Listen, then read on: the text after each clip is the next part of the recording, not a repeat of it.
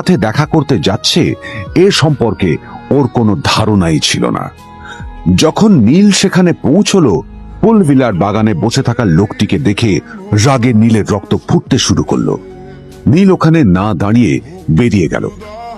তখনই হঠাৎ একটা মেসেজ এলো।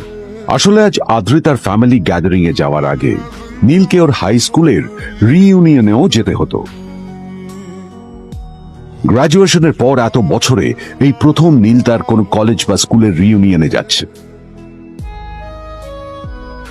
এতগুলো বছরে নীল তার কোনো বন্ধুর সাথেই দেখা করেনি।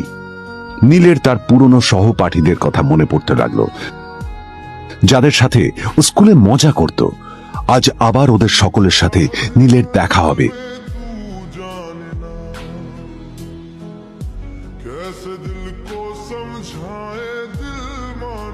আর এই সব কিছু ভেবেই নীল এক্সাইটেড হয়ে যাচ্ছিল। আসলে সোহিনীকে নীল তার স্কুল টাইমে পছন্দ করত।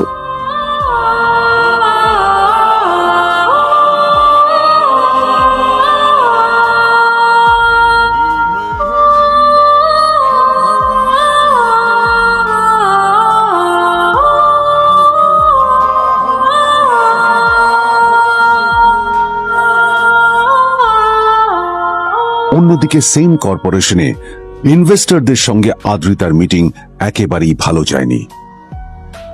তাকে দেখে বেশ গম্ভীর মনে হচ্ছিল।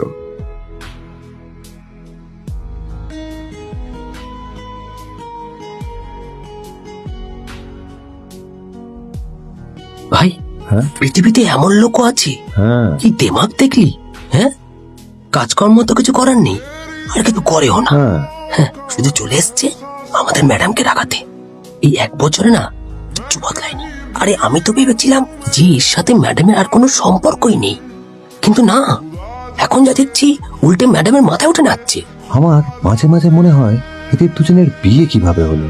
আর বিয়ে তো অনেক পরের কথা, 2 বছর হয়ে গেল এদের এখনো ডিভোর্স হলো না। হ্যাঁ, আমার তো ভাবলে কিরকম অবাক যা লাগছে। বলেছিস।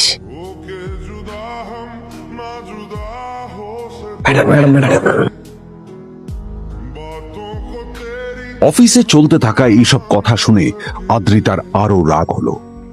আদ্রিতা ক্যাবিনে যাওয়ার পরে রাগকে নিয়ন্ত্রণ করা ওর পক্ষে আরো কঠিন হয়ে গেল। ও তখন বুঝতেই পারছিল না যে ওর রাগ কিভাবে নিয়ন্ত্রণ করবে। আদ্রিতা এটাও ভাবছিল যে নীলের জন্য ওকে আর কত অপমানিত হতে হবে। এসব ভাবতে ভাবতেই আদ্রিতার চোখ গেল ওর বাবার ছবিটার দিকে।